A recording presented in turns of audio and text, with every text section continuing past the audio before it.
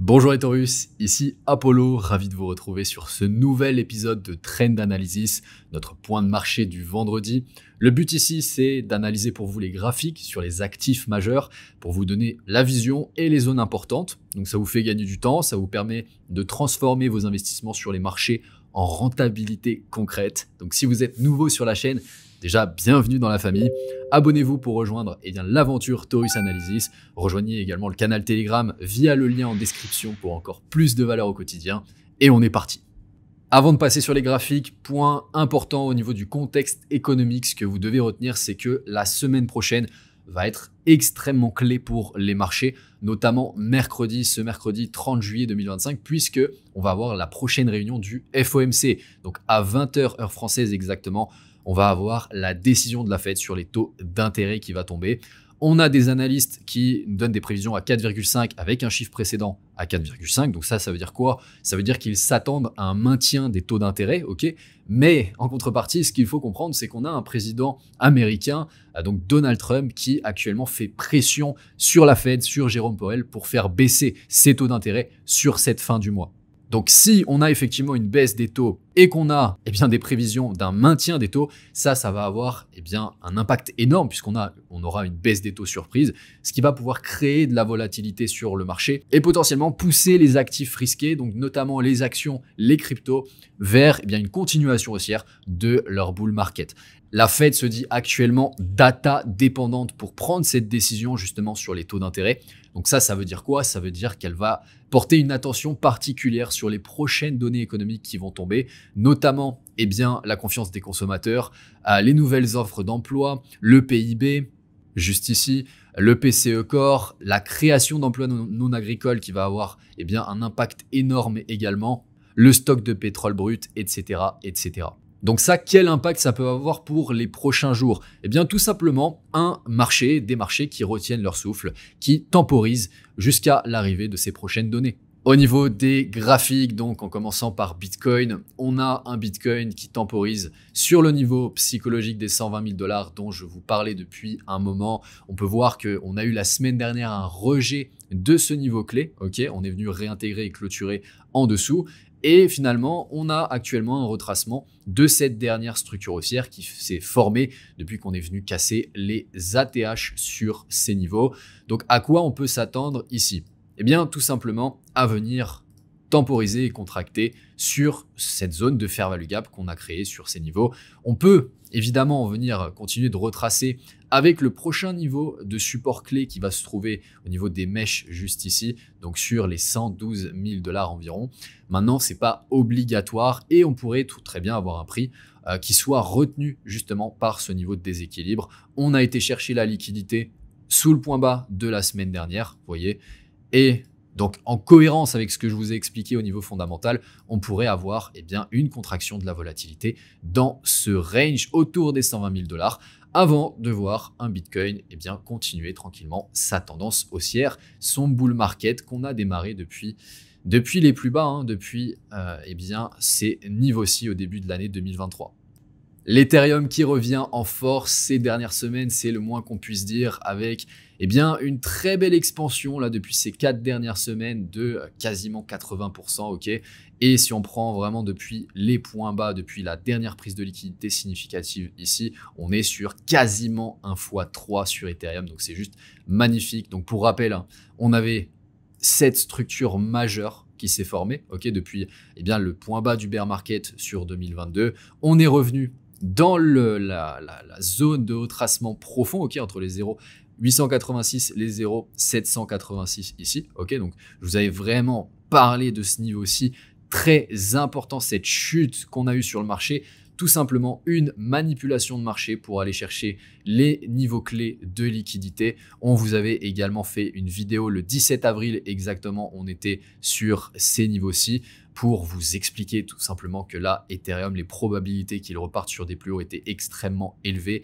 Depuis la vidéo, on a été chercher, donc si on prend le prix actuel, un plus 130%, donc c'est juste magnifique. Maintenant, à quoi on peut s'attendre?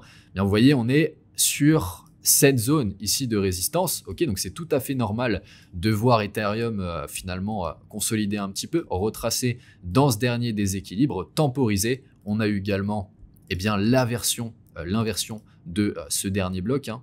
Donc si je prends les corps de ces deux bougies haussières qui correspondent à un order block qui était baissier, ok, on est venu retester ce bloc qui a créé justement cette expansion baissière. Vous voyez que la semaine dernière, on est venu clôturer au-dessus. Donc on a inversé ce bloc qui nous sert maintenant de support. Et on peut voir que cette semaine, on est venu mécher sur le bloc et on est en train de réagir tout simplement. Donc là, on a un prix tout simplement qui est en train de jouer au ping-pong.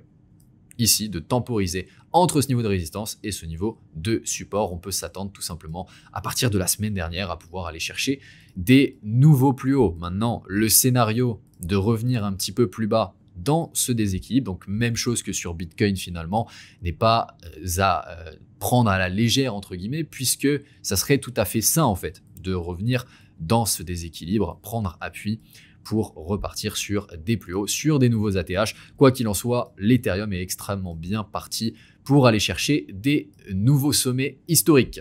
Au niveau du market cap des petits altcoins, donc en dessous du top 10, on peut voir qu'on est encore assez bas, relativement bas par rapport à la dernière structure, hein. Donc si je trace cette dernière structure haussière, on peut voir qu'on a eu la semaine dernière une clôture brève au-dessus des 50%. Donc on est repassé en zone premium vraiment très très brièvement ici avec ce retest de cette fair value gap baissière qui nous sert de résistance pour l'instant.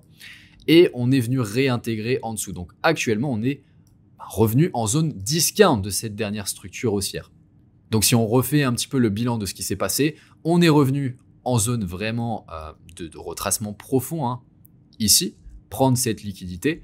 On a ensuite eu cette inversion, on a cassé la trendline baissière, on est venu la retest ici à nouveau, avec cette prise de liquidité également. On avait une nouvelle trendline baissière juste ici, qu'on est venu également casser, et on a été chercher ce point haut de liquidité. Donc c'est normal finalement de réintégrer, de venir retester cette dernière zone de bloc. Alors je vais vous nettoyer un petit peu le graphique pour que ce soit plus propre. Vous voyez que cette semaine, on a un retest des corps des bougies du point haut du canal de réaccumulation qu'on avait créé sur ces dernières semaines. Donc même chose que sur Ethereum, on a un prix qui temporise entre un niveau de résistance, un niveau de support. Donc on peut s'attendre à avoir une nouvelle vague haussière sur les altcoins pour aller chercher pour certains de nouveaux plus hauts historiques et de voir de très belles performances sur le marché des cryptos. Au niveau du dollar américain, si on refait le point sur les dernières analyses que je vous avais partagées, je vous parlais de cette zone clé juste ici. Je vous avais expliqué que je m'attendais à une réaction sur cette zone. Donc c'est exactement ce qu'on a eu. On est revenu quasiment parfaitement sur les 50% de cette zone. On est venu retracer à l'intérieur de cette dernière structure baissière, hein, tout simplement. Et la semaine dernière, on est venu retester exactement le gap qui s'était formé entre la bougie hebdomadaire du 16 juin et celle du 23 juin. Vous voyez, entre la clôture de cette bougie et l'ouverture de celle-ci, on a un gap. On est venu mécher sur ce gap et on repart potentiellement sur des plus bas. Donc là, dans les prochaines semaines, on peut s'attendre dans un premier temps à venir chercher ce niveau sur les 96 sur le dollar pour continuer de tout simplement continuer cette tendance baissière, réaccumuler sur des niveaux potentiellement plus bas, puisque ici, on va avoir une zone clé au niveau des 94. Globalement, c'est cette zone que j'attends. Si je trace le Fibo, vous voyez sur cette grande structure entre ce point bas et ce point haut, on est actuellement dans la zone OTE entre les 0,618 et les 0,786, mais sur cette zone-ci, on a le retracement profond. Il ne faut pas oublier que sur le dollar, si je vais en mensuel, on reste dans une tendance globalement haussière, hein. Depuis finalement la crise des subprimes sur ces niveaux-ci, on a une structure haussière ici, on vient retracer, on vient recréer une structure ici, on vient retracer dedans et on a une nouvelle structure ici, vous voyez. Donc on est dans un contexte où on va voir le dollar continuer de retracer sur des plus bas à l'intérieur de cette structure, puisque finalement on a un contexte d'une baisse de taux. Ok, on a des investisseurs qui s'attendent à voir les taux chuter sur les prochains mois. Et ça finalement, ça crée un désintérêt pour les obligations américaines. Et donc forcément, le dollar perd de son attrait et les actifs plus risqués comme les actions et les cryptos gagnent de leur attrait. Donc on a des flux qui sortent du dollar pour aller sur des classes d'actifs plus volatiles. Au niveau de l'or contre le dollar américain, pas grand chose à dire de plus cette semaine finalement. On a toujours cette contraction de la volatilité, vous voyez, un espèce de triangle de compression, je vais vous le dessiner, entre l'ATH ici et entre finalement ces niveaux-ci. Vous voyez, on contracte, on contracte, on contracte. On peut s'attendre dans les prochaines semaines à venir chercher de nouveaux plus hauts sur l'or et continuer tout simplement le bull market qu'on a entamé finalement depuis ses plus bas, depuis la cassure de la consolidation qui a duré plusieurs années sur ces niveaux. Depuis finalement cette cassure-ci, on est parti dans une nouvelle jambe haussière et on pourrait voir l'or faire une nouvelle jambe haussière, une accélération à la hausse dans les prochaines semaines, les prochains mois. Le niveau à surveiller en hebdomadaire, ça va être celui-ci.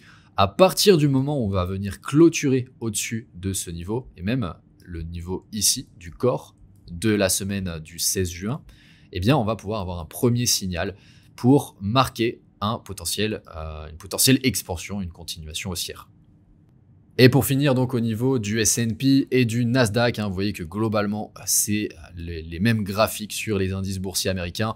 On est en train de pousser, de continuer de pousser. On est actuellement en découverte de prix et on voit que depuis le V-bottom, on n'a pas vraiment eu de période de consolidation, de retracement, à part quelques petites semaines ici de temporisation avant de venir casser l'ATH. On a laissé un gap sur ces niveaux qui, de mon point de vue, restera ouvert un bon moment, voire ne jamais venir être comblé.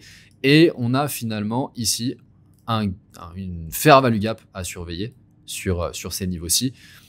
Mais on n'a pas l'air de vouloir retracer pour le moment. Maintenant, si on vient retracer, cette zone-ci peut être vraiment très intéressante. Pourquoi ?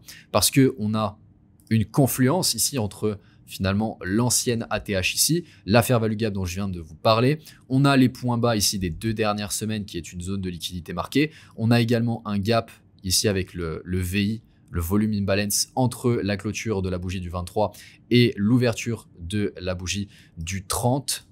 Et également, si je trace le Fibonacci sur la dernière structure ici, on va être autour des 50% de cette structure. Donc pour l'instant, on n'a pas l'air de vouloir retracer, mais si jamais on revient dans cette zone, ça peut être une belle opportunité pour se positionner sur les indices boursiers. Évidemment, ce n'est pas un conseil en investissement, je vous partage simplement ma vision au niveau technique.